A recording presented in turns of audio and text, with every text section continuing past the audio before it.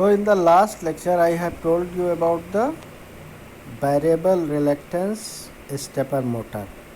Now we are going to discuss permanent magnet stepper motor. So as I told you earlier that in variable reluctance stepper motor there is no magnet on the rotor, whereas in permanent magnet stepper motor the rotor is made of permanent magnet and is cylindrical in nature, whereas in variable reluctance stepper motor the rotor is projected pole type, stator is also projected pole type, but the rotor of a variable reluctance stepper motor don't contain any binding or any magnet. So here the stator of a permanent magnet stepper motor consists of silent pole with concentrated winding, just like the stator of a variable reluctance stepper motor. The rotor is cylindrical and consists of permanent magnet poles made of high retentivity steel.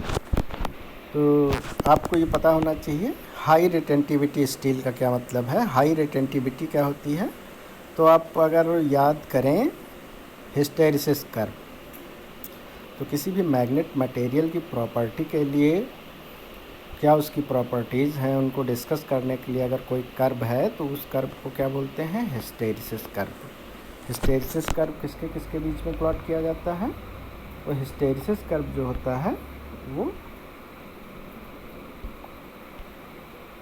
इसको और भी एक नाम दिया जाता है BH curve. इस तरह से इसको हम बोल दें BH कर्व या हम इसको बोल दें हिस्टेरिसिस कर्व। इसको हम BH कर्व की जगह पर हम फाई आई कर्व भी बोलते हैं, फाई और आई।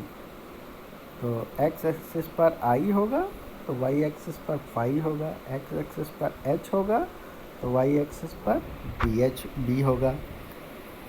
तो because B is related to phi and I is related to h, that is why BH can be replaced in phi into I. Now in the second quadrant, the most important quadrant in this is second quadrant. For the properties of any magnetic material, we observe the second quadrant of BH curve, and in this we find 2 points. First point is here and second point is here. These 2 points are point of retentivity and point of coercivity. So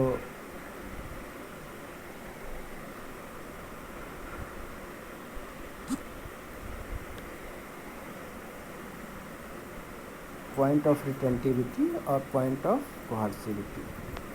तो यहाँ जो ये point है it is point of retentivity, ये point retentivity है, और ये point it is point of coercivity. तो रिटेंटिविटी का मतलब है कि जब आप ये फाई है यहाँ पर और यहाँ पर आई है, तो जब हम आई को 0 करते हैं उसके बाद भी फाई एग्जिस्ट करता है, इसको बोलते हैं हम residual flux.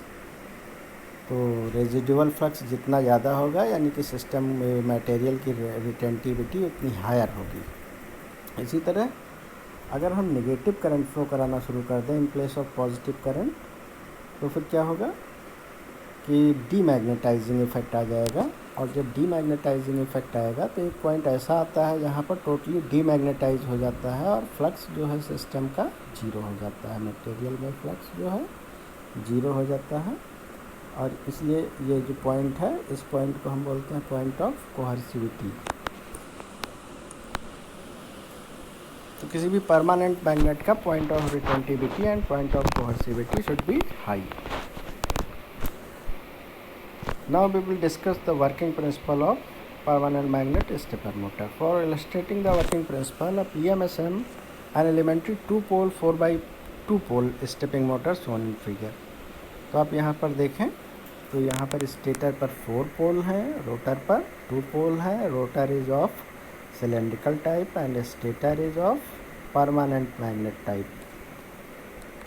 Stator is projected pole type and rotor is cylindrical types with permanent magnets.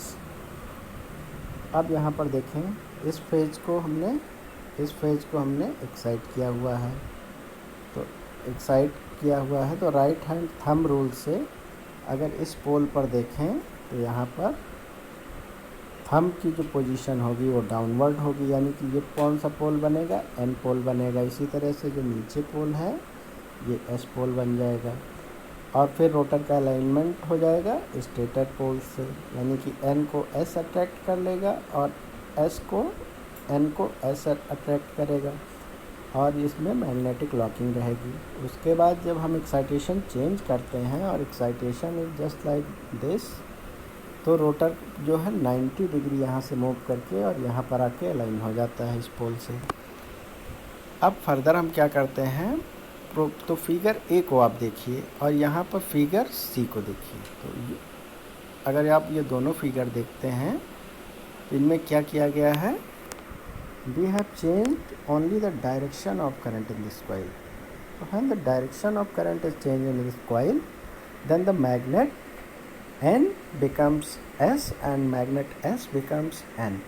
Because the reversal of flux, the type of magnet pole get changed. So now the rotor further moves 90 degree clockwise in this direction. And again if we see figure 2 and if we compare figure B and figure D, you can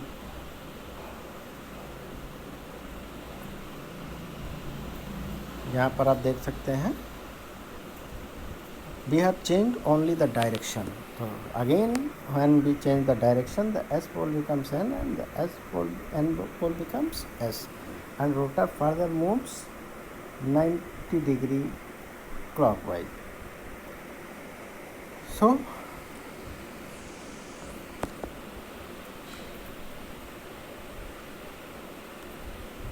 तो यहाँ पर figure A, figure B, figure C और figure D, तो हम इसी sequence में जो है हम करंट का डायरेक्शन चेंज करते रहेंगे। हमारे पास अवेलेबल जो सर्किटरी हैं ये एक सर्किटरी और ये दो ही सर्किटरी अवेलेबल हैं, लेकिन हम इसमें बार बार करंट का डायरेक्शन चेंज करके और फिर हम अपना रोटर का करवाते जाएंगे। तो यहाँ पर जब अभी आपको पैराग्राफ में दिखाते हैं कैसे सीक्वेंस है।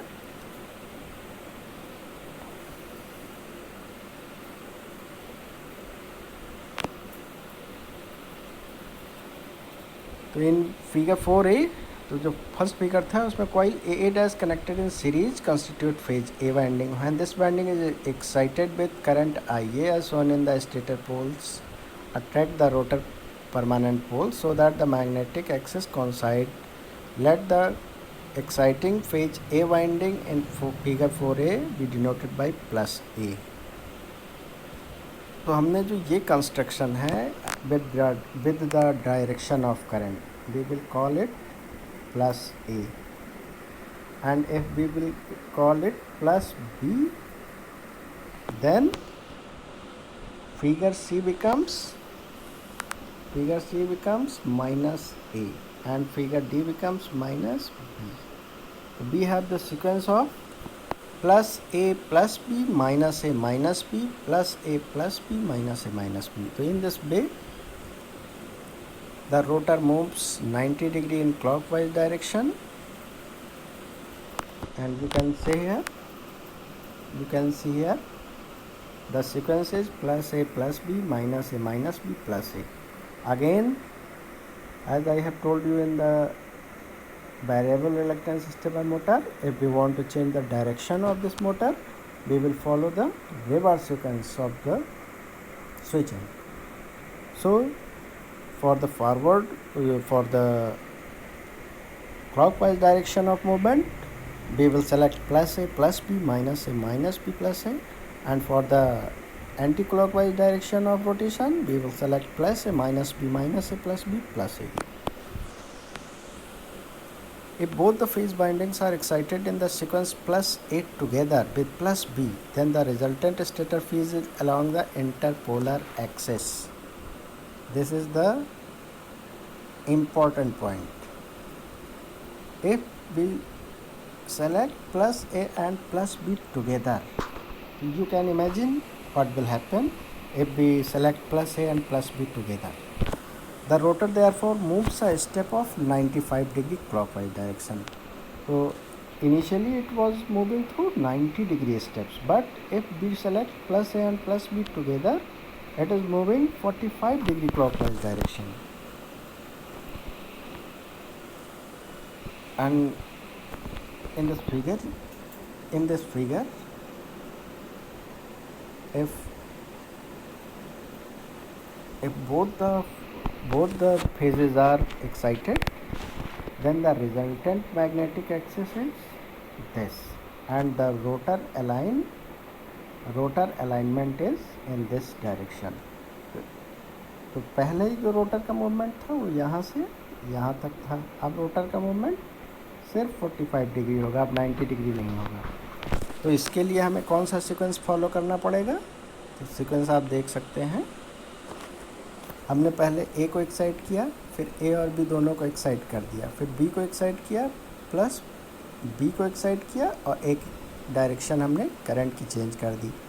फिर करंट की डायरेक्शन जो चेंज की थी वैसे ही रखने देंगे, फिर माइनस से माइनस बी। तो जो 4 फिगर हमने नॉमिनेट किए हैं उनको प्लस ए प्लस बी माइनस ए माइनस बी, तो वही सीक्वेंस प्लस ए प्लस बी प्लस बी, फिर प्लस बी माइनस ए, फिर माइनस ए, फिर माइनस ए माइनस बी, फिर माइनस बी। तो आपको याद रखने का हम इसका आसान सा तरीका बता देते हैं। आप लिख लीजिए प्लस ए, फिर प्लस बी, फिर माइनस ए, और फिर माइनस बी। ये आपने लिख लिया। अब आप जब इसका सीक्वेंस लिखेंगे तो आप लिखेंगे प्लस ए, फिर दोनों का कम्बिनेशन प्लस ए प्लस बी, फिर प्लस बी, फिर प्लस बी माइनस ए, फिर माइनस ए, फिर माइनस ए माइनस बी, फिर माइनस बी। इस तरह से आप लिख सकते हैं।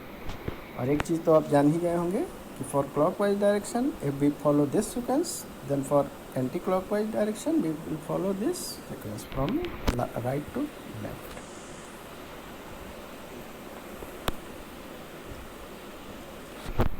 So the method of reducing, keep in your mind, the method of reducing steps to half the normal step is called half step mode of excitation. The method of reducing the step angle to half the normal step is called half step mode of excitation. For a step angle of 40 degree in basic PMSM, the switching circuitry become more complex. In order that switching device is simple, a 4-phase winding with 4x2 pole structure as shown in figure U. तो यहाँ से आप देख सकते हैं ये switching circuit है, कैसे हम दोनों फेज एक साथ एक्साइट करेंगे। तो यहाँ से आप देख सकते हैं